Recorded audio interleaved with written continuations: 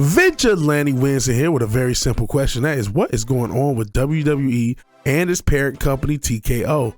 We have found out in two massive announcements that Dwayne "The Rock" Johnson is going to be a board member of TKO, which is the parent company of UFC and WWE, amongst other companies, and that's going to be important when we get into it.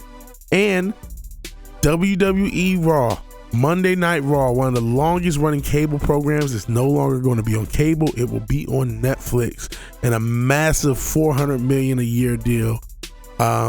This is crazy. So before we get too deep into everything, please, if you like the video, like the video. And if you're so obliged to share and subscribe, we're trying to get to 300 subs.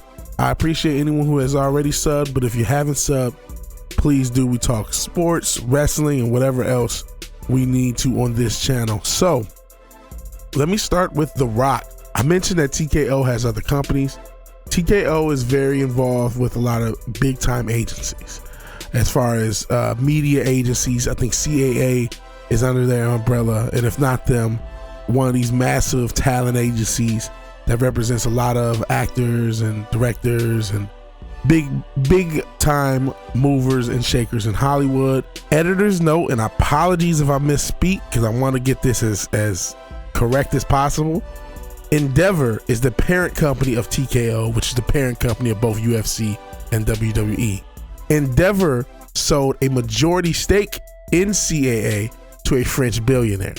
I don't know that they have no stake in CAA, but they have sold a large stake of their interest in CAA, which is again one of the agencies I was talking about. So I'm not sure how involved they are with the agency game right now, because again, a majority stake has been sold. They may still have some stock in that company though, but I did want to clarify that just because it's confusing, and I'm still a little bit confused myself, but I want to clarify that. So back to the video. And The Rock, in addition to obviously being one of the most electrifying men in sports entertainment history, and in addition to being a wrestler, has been a pretty successful movie producer. When you think about a lot of his movies, he's also been the producer of the past, 10, 15 years, whatever it was, with his ex-wife. So now that he's going to be a part of the board, and he also has his trademark completely, it was a shared trademark between him and WWF as far as the name The Rock. That's going to be huge. And it's ironic that Triple H and The Rock had a rivalry when they were both undercard guys. They were the Intercontinental Championship rivalry, and then the World Championship rivalry, and now 20 years later, they're both running WWE at this point, which is crazy. It's insane to think, like, wow. And I'm sure they're not a rivalry. I don't think it's going to be a fucking ladder match for the for the control of WWE, even though they can pull it off. Actually, I'm not sure. Hunter has had some heart issues, or Paul Levesque, as is his real name. But it's just crazy to see this progression, and now Rock is a part of the management company of WWE, or in this case, the parent company, which is TKO. That's crazy. And if that's not crazy enough, if that's not insane enough for you, Monday Night Raw is not going to be on cable. I'm going to be honest. This was predicted a long time ago. And as far as even the last deal, when they ended up going with Fox for SmackDown, there were people wondering, is the streaming services going to get involved, be it Amazon? I remember people thought Apple was going to be serious. I don't know if Apple is that serious of a streaming service, even though there's shows that people like, or Netflix or Disney Plus or whoever was going to get involved. We see that streaming is starting to take over a lot of big television properties, mainly the NFL.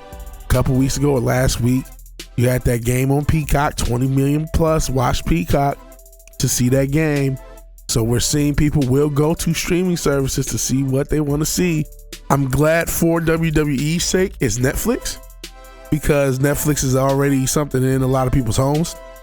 I'm glad they went to a Netflix or an Amazon or a service that everyone already has, because I guess they could have went to Peacock looking at the success they just had with that NFL game, but I don't think it would have been too successful if they would have went too much lower with the streaming service. They need to still get a huge platform, and I'm only talking about things in the States. This still includes things international. Netflix is going to be the international partner for WWE for everything else. So I had to check editor's note. Netflix will be the international broadcaster for pretty much everything WWE, including SmackDown, which they had a huge deal with USA.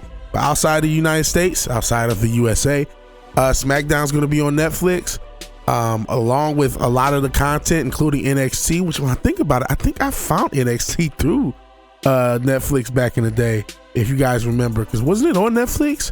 But not just NXT. The pay-per-views are going to go on Netflix, allegedly with no extra charge. We'll see how long that stays. We'll see how long that stays, because, I mean, people will pay for WrestleMania. People will pay for the Big Four. I think they could, if they want to be greedy assholes. I'm not trying to give them ideas. They could charge for the Big Four and still make some money. That notwithstanding, this is crazy. This is a massive deal. I'm not sure how related both stories are. I mean, they knew what they were doing to announce them both at the same time. They're trying to get a lot of clout and a lot of status on themselves.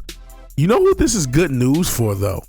Your boy, Tony Khan, because that means he can go into Warner Brothers Discovery negotiations safe, that WWE will not be taking his spot. So this is a big day for wrestling, for all the AEW fans who hate everybody who hates AEW, who hates everybody who likes WWE. Not everyone does, obviously. There's a neutral group, but for those guys, you guys got what you wanted, because now TK can negotiate with WBD and everything will be okay. All these initials, Tony Khan, Warner Brothers Discovery.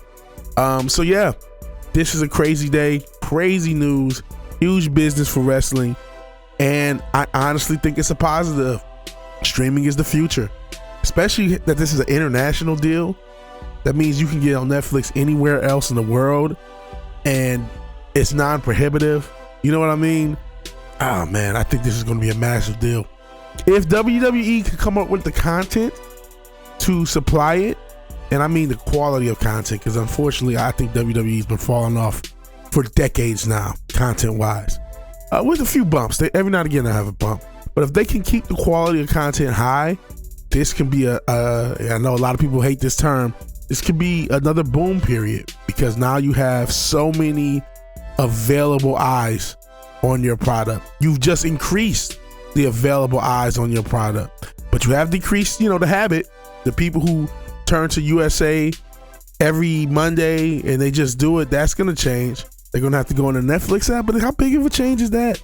Because Netflix is, the ubiquitous streaming service, I think they'll be fine. They'll still get probably similar numbers, at least from their American audience. And now you can get anyone, if you're in the UK, you're in Australia, you're in Japan, you're wherever you are, wherever there's Netflix available, now you can get WWE. And so you've gone from a market of, 100 million, whatever it is, however many homes USA is in, to a market of, billions, potentially billions. I don't know how many subscriptions. I think Netflix has a couple 100 million, still a lot more. And, there's going to be a wrestling fan or two who doesn't have Netflix already, who may or may not go ahead and pick it up. So this is going to be a huge deal. But what do you guys think? If you like the video, please like the video. If you're so obliged to share and subscribe, please do that. And even if you do none of these things, thank you for watching. Thank you for your time. Good night and God bless. I'll talk to you guys later. Peace.